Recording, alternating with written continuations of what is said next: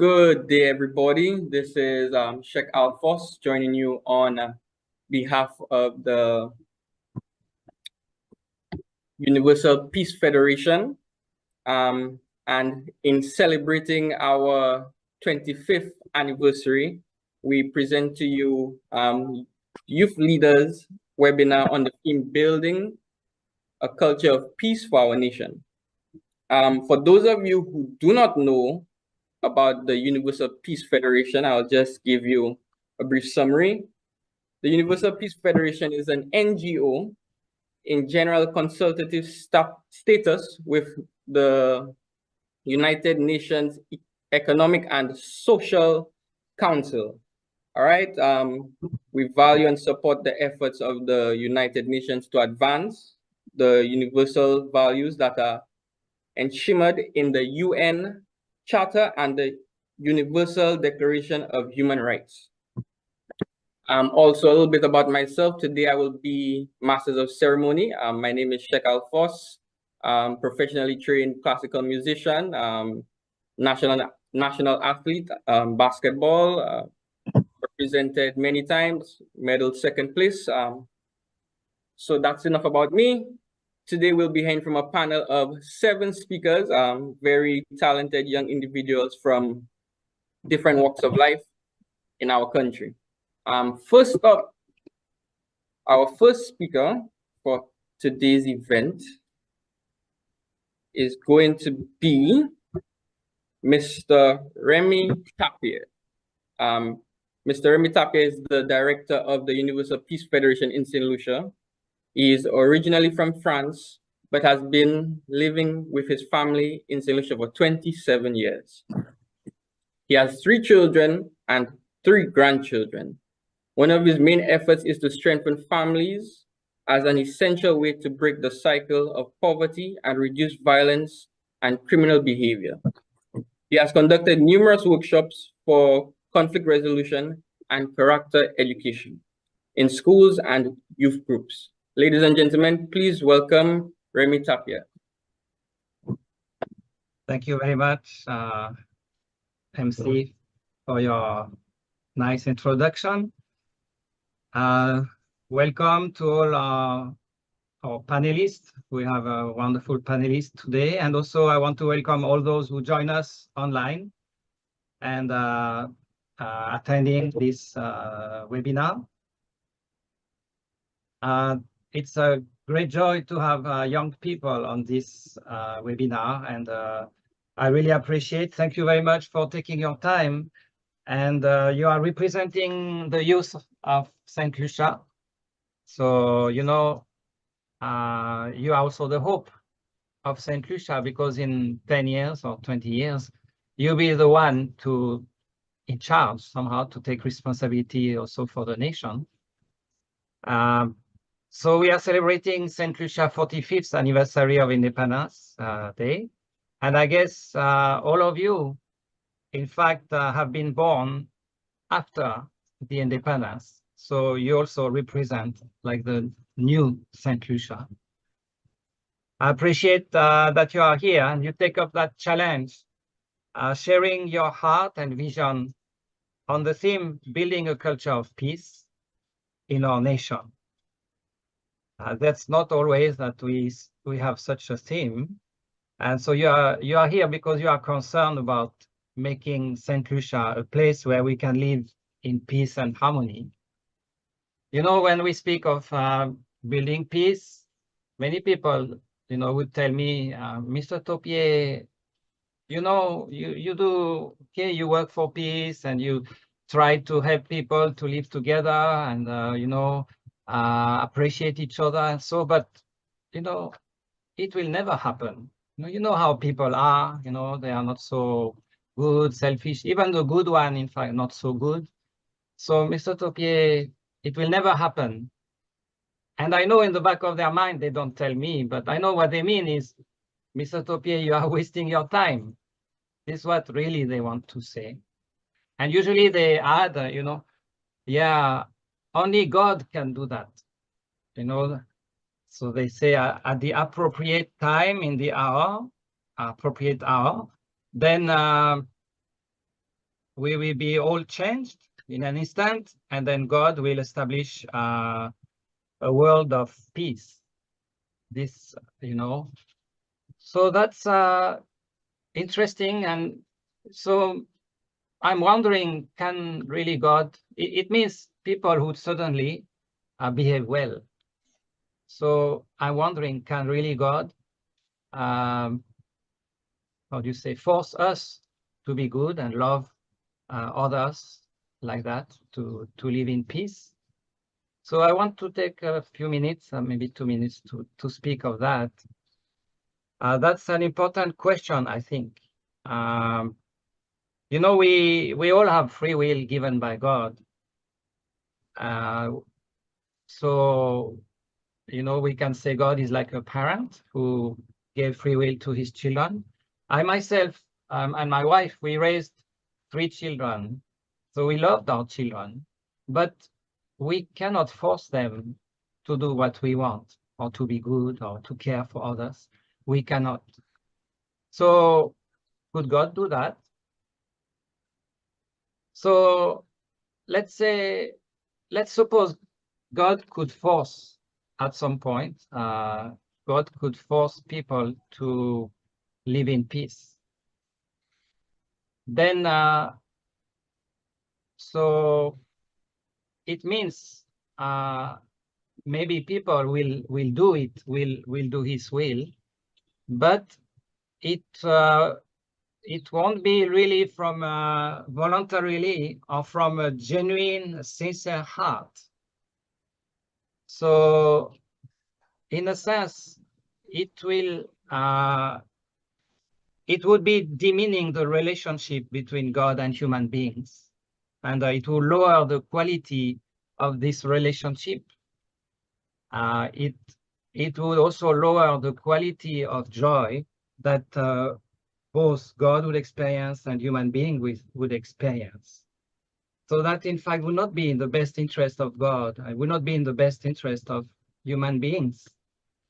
That would be, you know, like a lose-lose situation. So that's why, in fact, no matter what, God cannot and will not force human beings to do His will or to live in peace with each other. And also sometimes people say, oh, we'll be changed also in an instant. So is it possible? You know, we are human beings are special. They are growing our character to develop and growing. It takes a long time, you know, and that's why you know, the maturity age or adulthood age in Saint Lucia is 18 years old, because before we are not considered as adult. Human being is the only creature on the earth that takes so much time, because we need to grow our heart, our love, our care for others. We need to practice it. Unless we practice it every day, we don't grow. In fact, we stay like selfish persons. So why it takes so long, like 18 or 20 years? What do we do during this time? We learn to from like being selfish, me first, you know. We learn to think of others first. We learn to think of others first before I do my own things. This is one of the motto of the Universal Peace Federation. This is living for the sake of others. This is the same idea.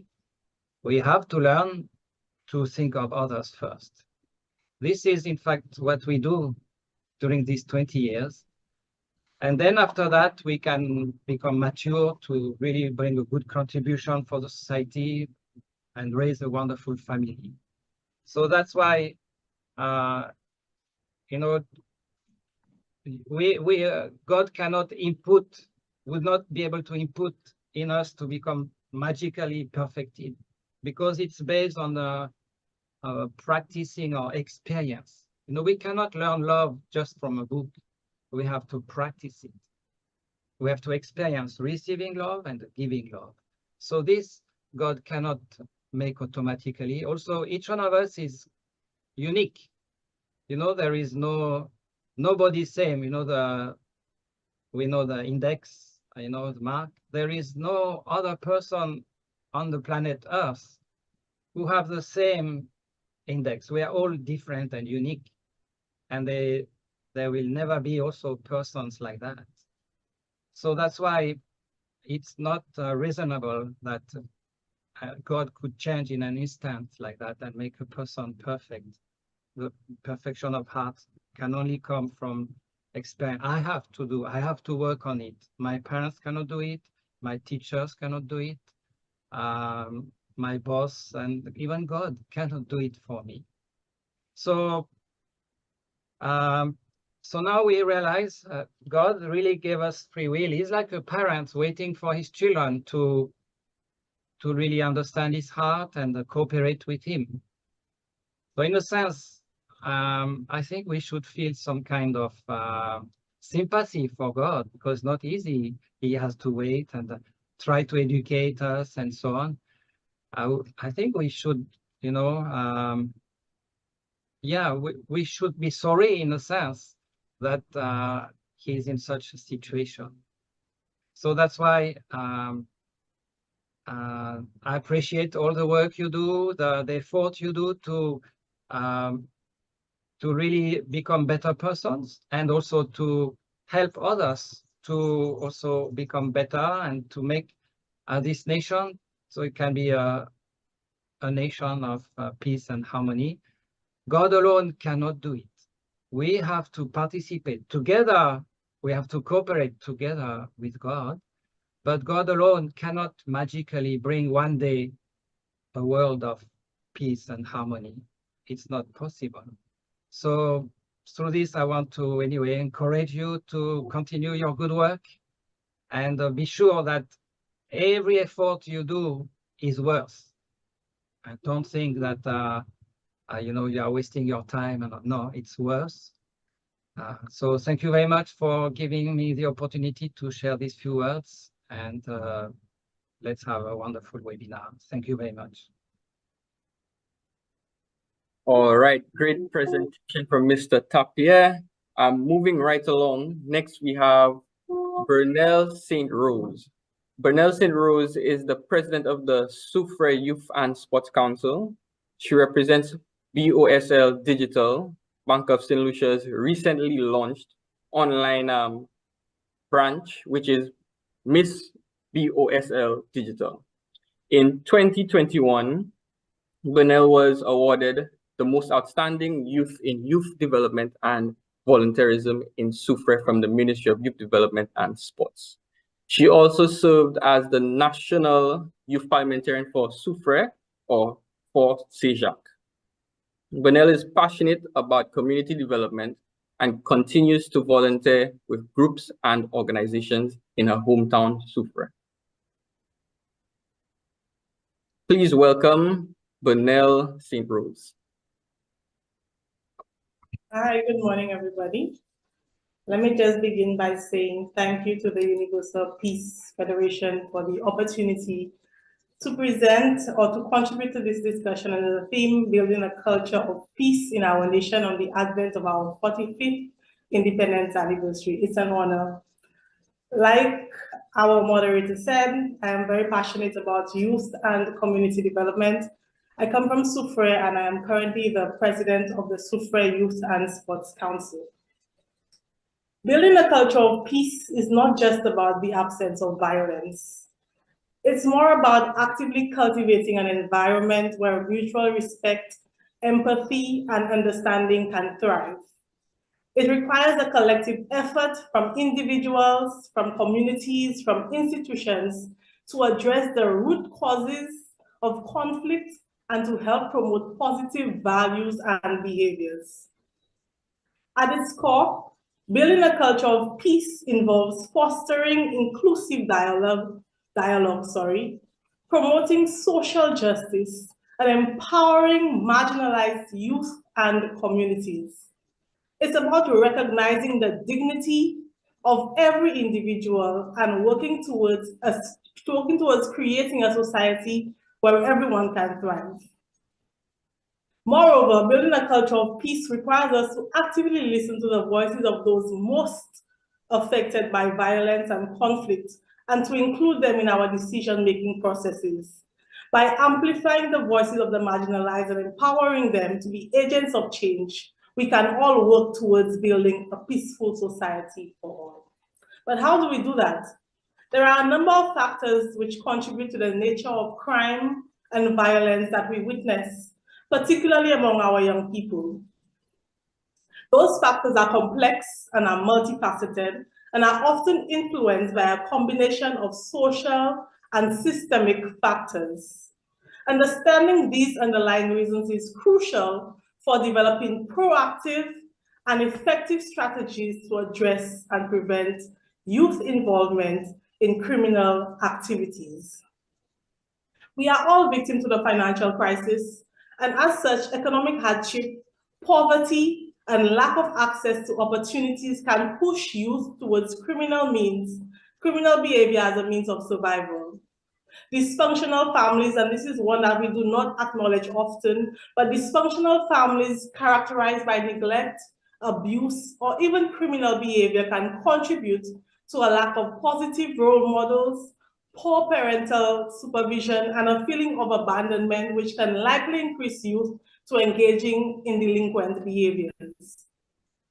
Limited access to employment opportunities, vocational training, finances, or extracurricular activities can leave young people wondering for what next to be done.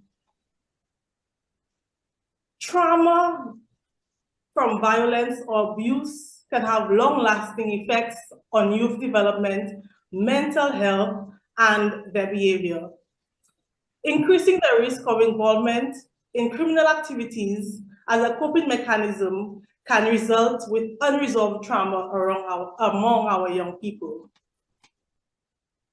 Living in neighborhoods characterized by high crime rates, gang activity, limited social cohesion, and inadequate access to resources such as quality education, healthcare, and recreational facilities can normalize criminal behavior and make it a viable and inevitable option for youth. Most times, those young people do not want to resort to a life of crime and violence, but it leaves them no choice, being that they don't have the opportunities to direct them to other paths.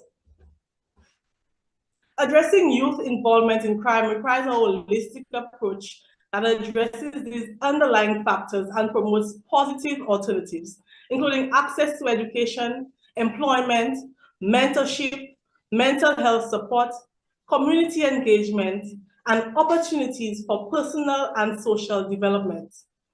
By addressing these root causes of crime and investing in prevention and intervention strategies, can create environments where youth can thrive and reach their full potential.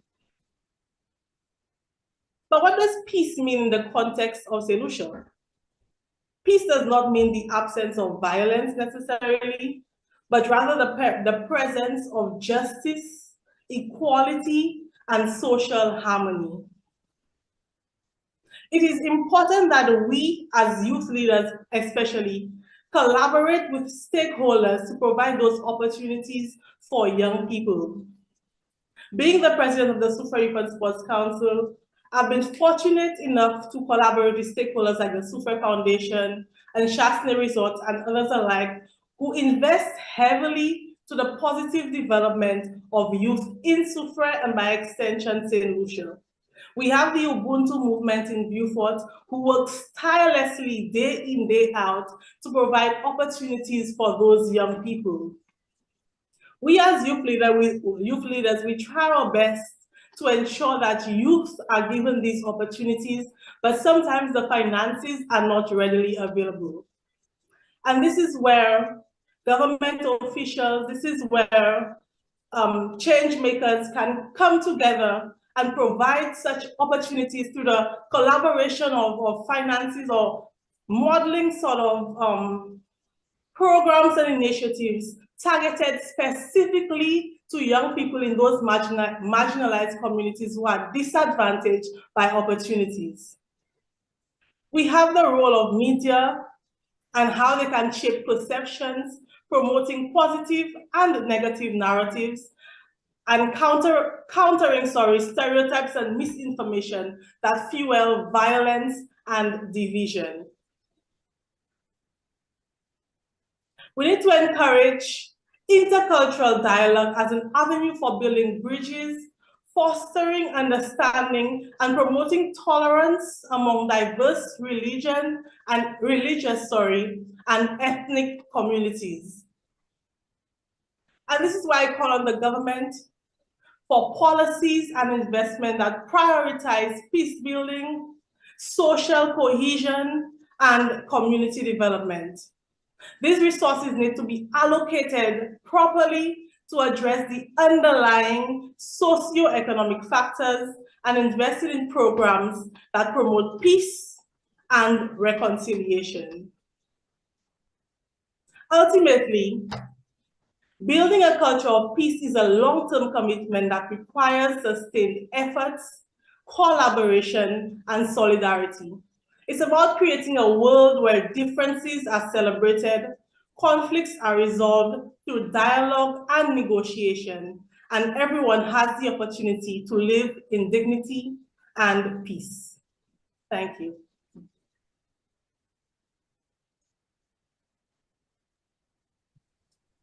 All right, wonderful. Let's give a round of applause, guys. Wonderful presentation by Pernell St. Rose. All right, moving right along, we have Angela O'Brien. Angela O'Brien is the youth worker for Beaufort North. Hold on 1 second. I think Kathy is ready to go. Oh. All right. Apologies. Moving right along, we are instead going to go to Kathy Antoine. Kathy Antoine is a mechanical engineer at the Design House Company. She graduated Bachelor's of Science in Mechanical Engineering with honors from the University of the West Indies, St. Augustine campus. Her hobbies include getting lost in a good fantasy novel. All right, nice. She is also passionate about fairness and equality in everyday life. Ladies and gentlemen, let's welcome Kathy Antoine. Thank you, Cheic. Peace is defined as the freedom from disturbance or a state or period in which there is no war or a war has ended. But I think this is a vast understatement. To me, peace is much more than that. Peace is a constant labor. Due to our imperfect nature as human beings, we must constantly strive to attain peace. It can never be achieved through half-hearted attempts and a lazy drive. In my humble opinion, peace can be achieved on our small island nation, which can then be an example to the world. While I concede that my beliefs may be highly idealistic, I believe that just the act of striving to these ideals can lead us to making huge strides to our collective goal. Peace can be achieved through the development of conflict resolution skills, effective communication, understanding of our own and others' emotions, control over our actions, bolstering of our family structure, and most of all, love for our fellow man.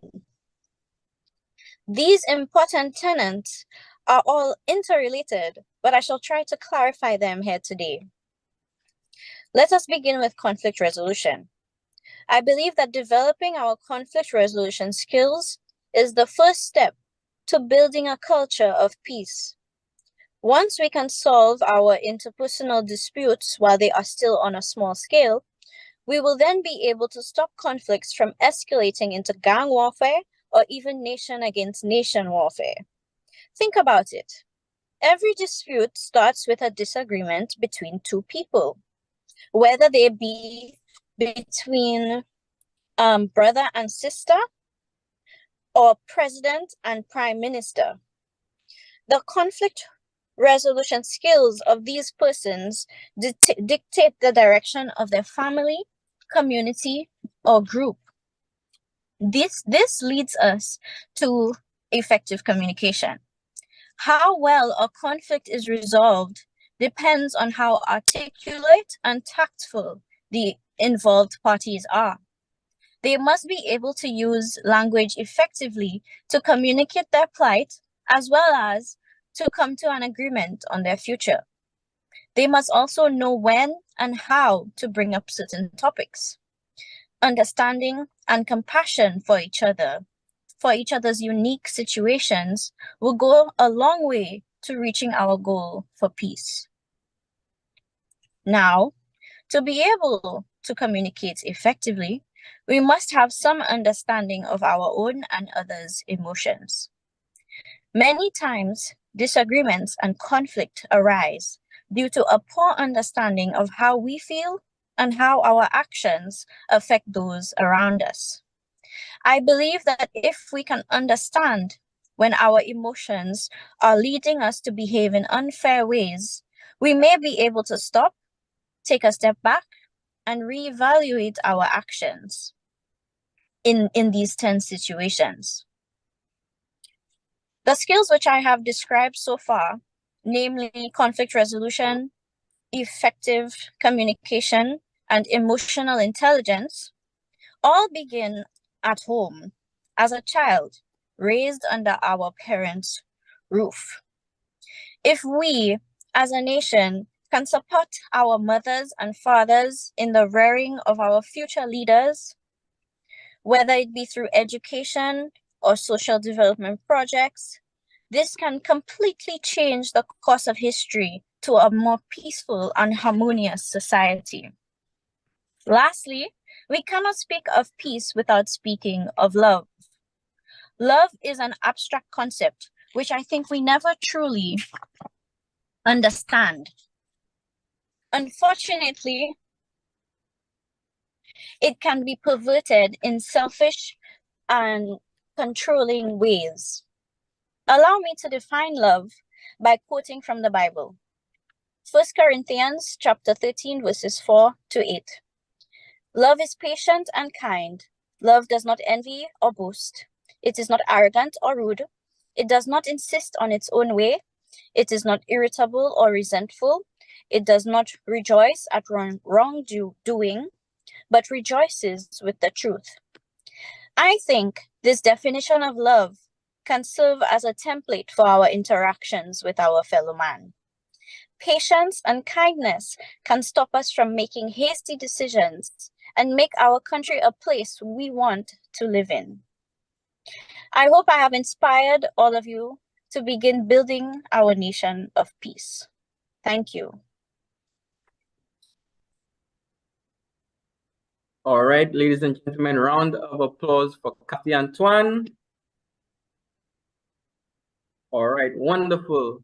Moving along to our next panelist, Angela O'Brien. Angela O'Brien is the youth worker for Beaufort South in the Ministry of Youth Development and Sports. She is also a performance poet and author. She has used her talent as a poet to express herself and inspire others. Within her community, she has participated in many youth groups and activities. Currently, Angela is doing a school tour with her recently published book, Poetic Keepsake.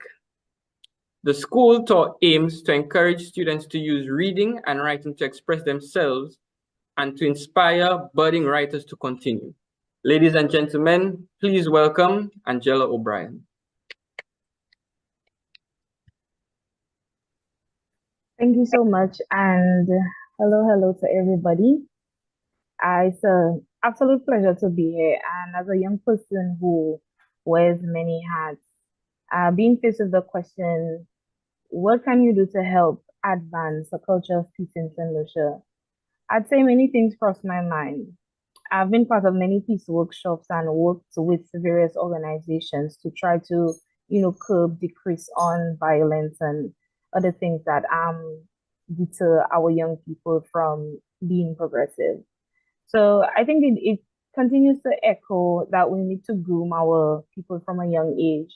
And it is most definitely a collective effort from persons within the communities, families, teachers, police officers, anybody who can touch or can assist our young people. Peace practices include the simplest things, like speaking in a calmer tone, apologizing instead of storming out. These are things that need to be controlled and practiced by parents of children and of the youth by extension. As I say, it needs to be instilled in families. Well, how do we do that? As a youth worker, we have the task of hosting events and activities that loop in parents and the youth, whether it be a workshop, a parenting workshop, a social workshop, a work ethics seminar, something that assists the parents and the young people to raise, to grow, to become strong kings and queens, as I should say. Our education system, while our teachers have so many things, so many tasks on their plate, they even sometimes mimic that of a parent to the students in the schools. So how can they be wielding? Well, here's an option. Taking 15 minutes on a morning to share a lesson about it. It does not need to embody a full class hour subject. Even there are current programs, current school, after school programs that include peace clubs, that would include peace clubs, peace groups, but these tend to include a limited number of students and participants. So we need to find ways to include everybody. And I think having a short session on a morning within the classrooms is definitely an option. As a poet, as an author myself, people are usually surprised when I say my first poem was written out of rage. It's a very true story. I remember very much that my sister got me upset and there was nothing I could do. I'm the last one of the family. So instead, I chose to write about it. I chose to write what I was feeling at the time. So since then, I've used writing as a tool to express myself, no matter the emotion. So we need to encourage others to do so.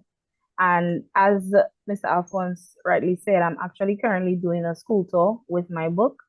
And it really is to inspire our young people, encourage those who are currently writing to continue writing, encourage those who love reading, who are currently reading, to continue to do it, because you just never know what it can do for you. And I do think it really is a really great way to express yourself. The final point I'd say would be to decrease on idle time within schools. So in some of our schools, we have after-school programs. I've had the privilege to be a facilitator myself, a life skills facilitator. And I could really see the changes that it brings about in the students. The attitude changes, they learn things that they wouldn't, normally learn from the curriculum. So after school programs, volunteer activities, a lot of our young people do not want to, I don't want to say that they don't know to do it, but they don't want to do it. They are not inspired to volunteer. Why not? So I think that's definitely somewhere that we need to work on as changes, as leaders, making a change in society. And these things will definitely begin or advance an environment of peace within our young people, within our families, within society. So with that, I really hope to see some of these being implemented, and also those that are currently being implemented, do more, reach out to more people, gather more people, touch more lives, and just assist, as much as we can. Thank you.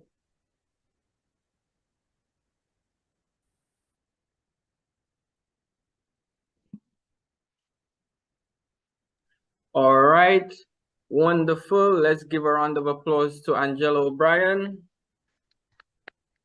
Okay, great. So moving right along, next up is Mitchley Mathieu. Mitchley Mathieu is currently residing in Quebec, Canada.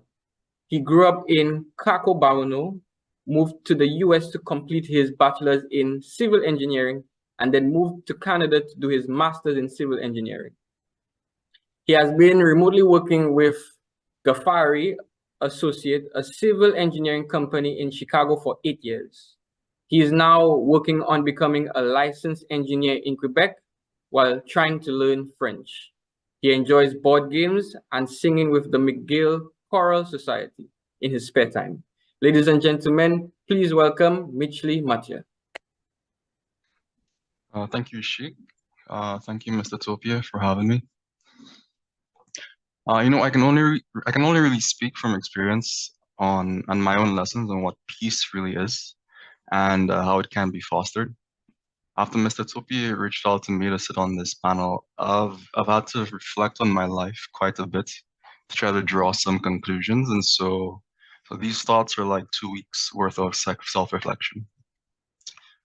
And to cultivate peace in St. Lucia, first, it seems to me that we must work with the individual. And in fact, I have a very firm belief that someone's capacity for peace is cultivated as a child or in their youth. But looking closer at the issue, you might realize that it has very little to do with the children themselves. Because we've heard the saying, a man is a product of his environment. And it's very easy to look over what this means sometimes. So let's take some time to refresh our memories.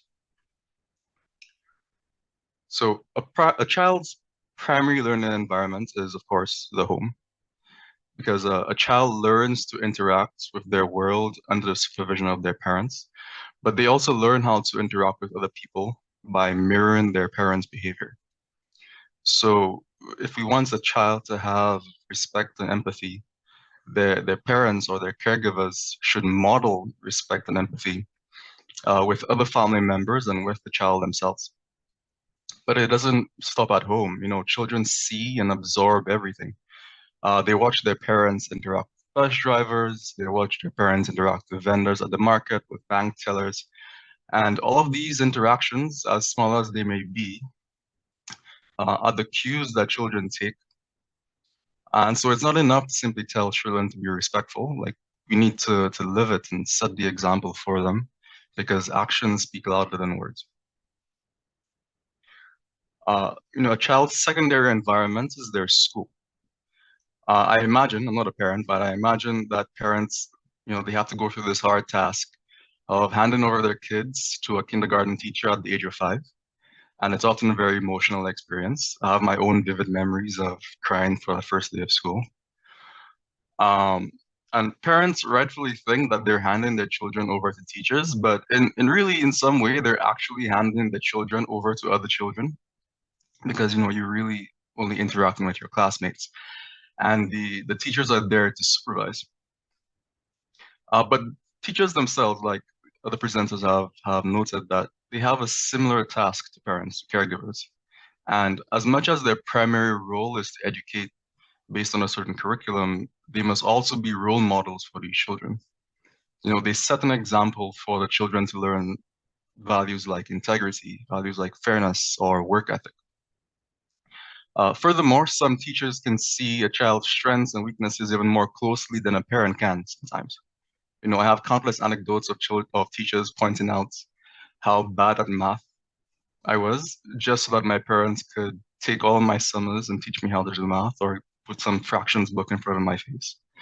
And today I'm an engineer, and it worked out.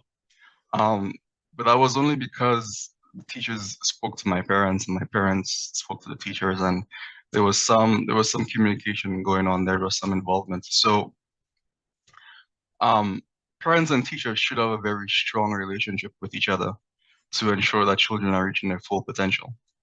But instead, sometimes a very common scenario we see is, parents disrespecting teachers and vice versa. And the children see all of this. And so if the parents are disrespecting teachers, of course, the children are not going to respect the teachers either. The classroom becomes a very toxic environment. So then the wrong values are being passed down. And so the third, a child's tertiary environment is the community. So this is where children begin to understand that the world is much bigger than their home and than their school. And it's really where our skills with empathy and respect really come into play. You know, why? Because interactions within our community are very low stakes. You know, you can walk home every day and completely ignore everybody around you. You think you're just going home. But when you start to humanize people around you and you start to interact with them, then you start to cultivate that respect and that empathy. So it's easy to overlook a neighbor because we don't know their background, or maybe they have dogs in their yard and there's nowhere we're going to go interact with them. But recognizing the humanity within people is the best way to build this empathy and respect. And so we can achieve this in many ways. And this is also where the government can come into play. There can be community events that members of the community can volunteer at. You know, for example, cleanup campaigns, local talent shows, or community sports days. But then the important thing here is to ensure that children are actively participating and they feel part of the community. Local groups such as the Girl Guides, I remember in secondary school, or even the Pathfinder groups from the Seventh-day Adventist Church, are really great examples of groups that facilitate community work. And I feel like these groups should be promoted more within the community, because it's a lot harder to commit violence against people you really forge that community bond with.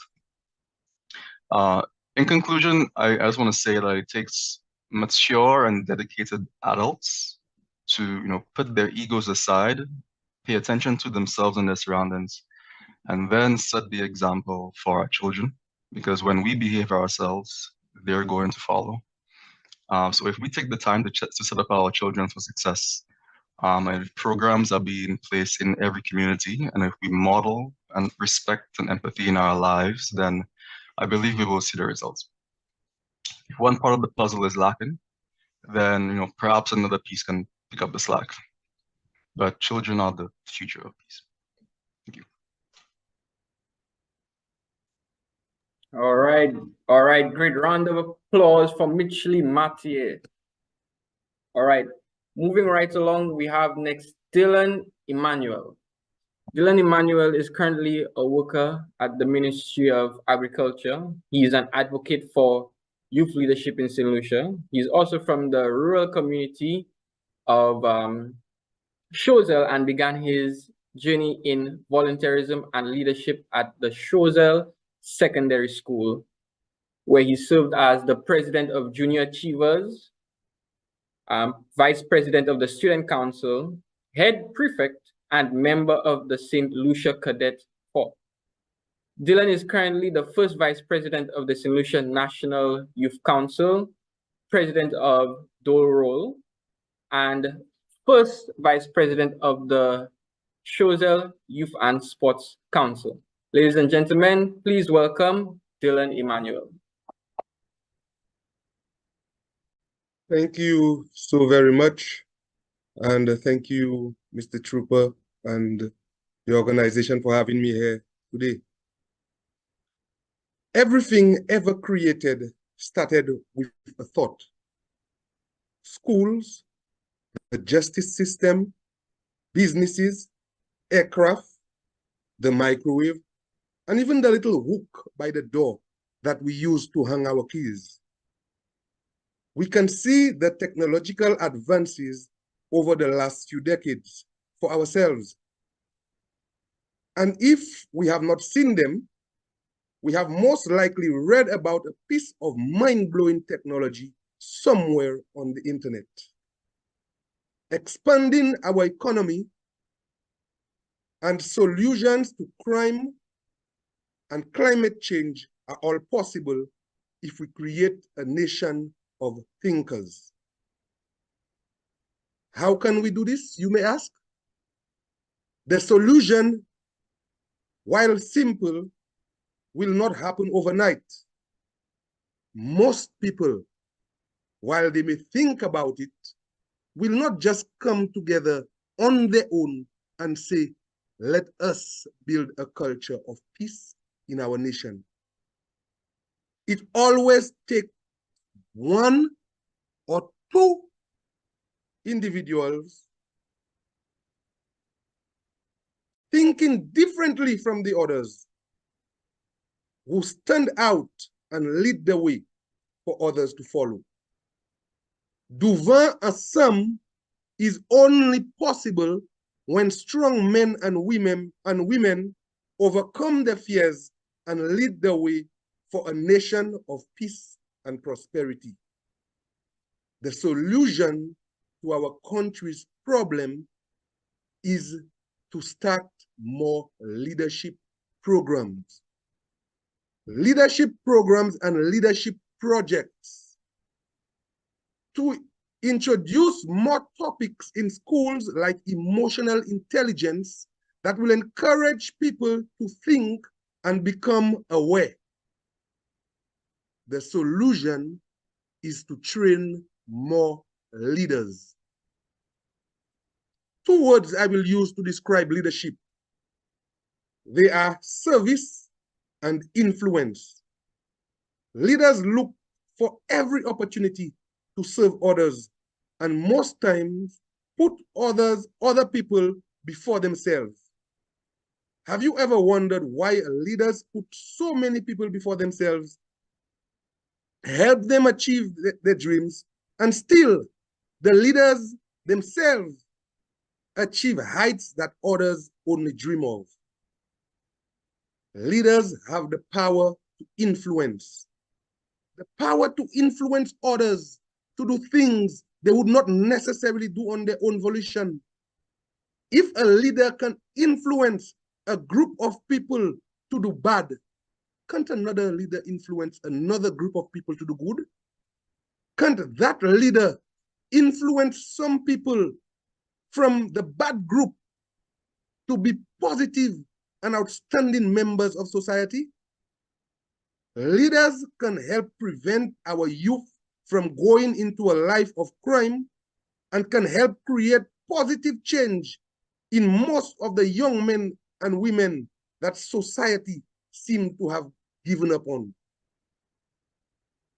One may have skills and knowledge in a particular field and may possess many university degrees, and still they are not good leaders. One can be a good manager, but still not a good leader. I am sure you have had this experience with people, right? These people are normally fearful, or they lack emotional intelligence, social intelligence, and cultural intelligence. This will become a thing of the past if we start training leaders from a young age. Let us train the children in the way they should go. Let us instill in them the values and the morals that will develop them into people who can make positive changes in our beloved St. Lucia. Let us build leaders who are not afraid to fail and to try again. Leaders who will not be afraid to tackle sustainability issues. Leaders who will think of revolutionary ways and ideas to do business smoothly and effectively. Let us create leaders who are innovative and think outside the box. We need leaders who believe anything is possible and are not afraid to try new things and ideas because of fear, failure, or criticism from others. Most importantly, let us train leaders who will serve his fellow man and by extension, his country. It can happen. It can happen. But the only way is to start now. We can't keep wasting time hoping and praying without any action. Let us start digging our ditches. Let us have faith in our fellow man and our Savior, the Lord Jesus Christ. Many of our nation's youth are parents. Some can hardly take care of themselves, much less the children. These young people need to be incorporated into these programs. This will ensure that the parents are part of what is being taught, and they will continue to reinforce the positive habits and attitudes taught to the students at those leadership programs and at school. Before I end, I would like to make a plea to everyone who is listening here.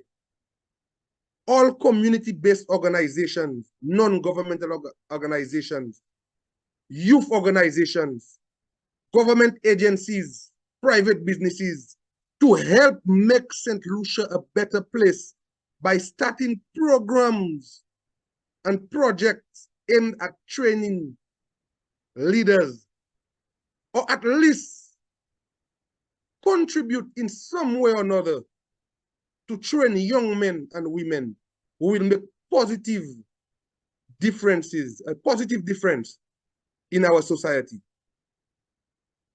Thank you very much. All right, round of applause for Dylan Emmanuel. All right, moving right along to our final panelist, Andricia Octave. Andricia Octave is a youth worker in the Ministry of Youth Development and Sports. She grew up in Masha in different situations, but nevertheless could excel academically and in extracurricular activities. She is currently pursuing a bachelor's in business management with a minor in marketing at the Monroe College. Andricia is passionate about people development. She served as a past president of the Castries East Youth and Sports Council and Academy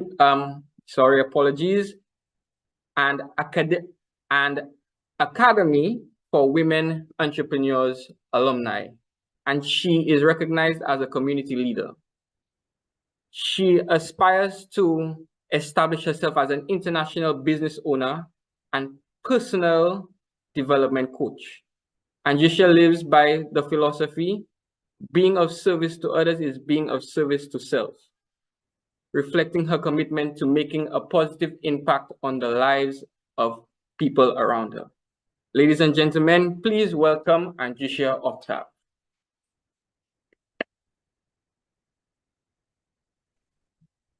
Good morning, everybody. Can you guys hear me? Just give me a thumbs up. Yeah? That's good. Very good. Yeah. All right, awesome. Thank you.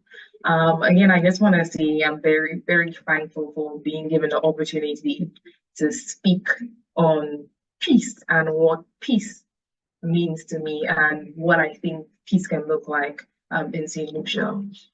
Recently, it seems as though the concept of peace has been drowned out by the noise of discord and division. Therefore, again, I am incredibly thankful for the chance to share my perspective on what peace truly means and how we can actively cultivate it in our lives and communities. Again, I am humbled and thankful.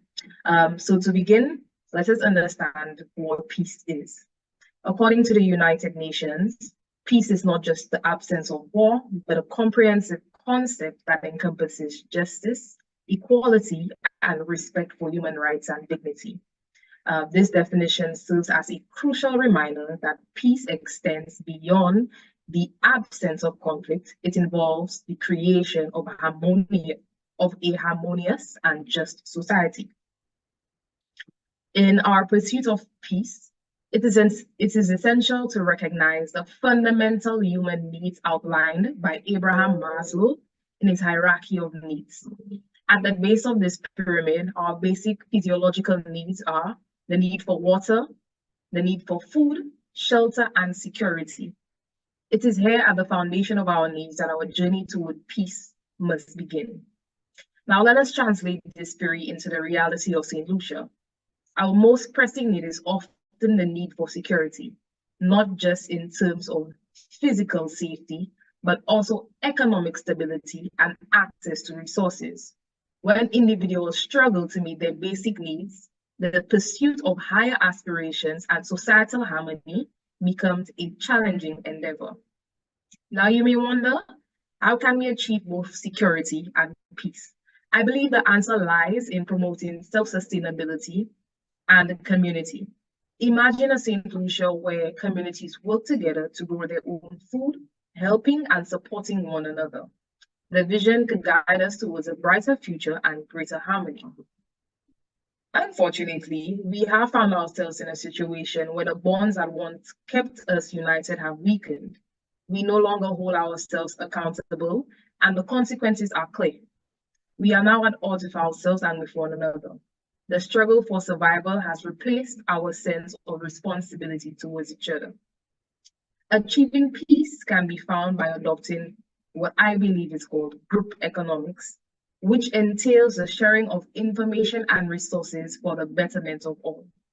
By working together, we can go ahead and eliminate the obstacles of greed and competition, paving the way for a new society built on harmony and mutual prosperity.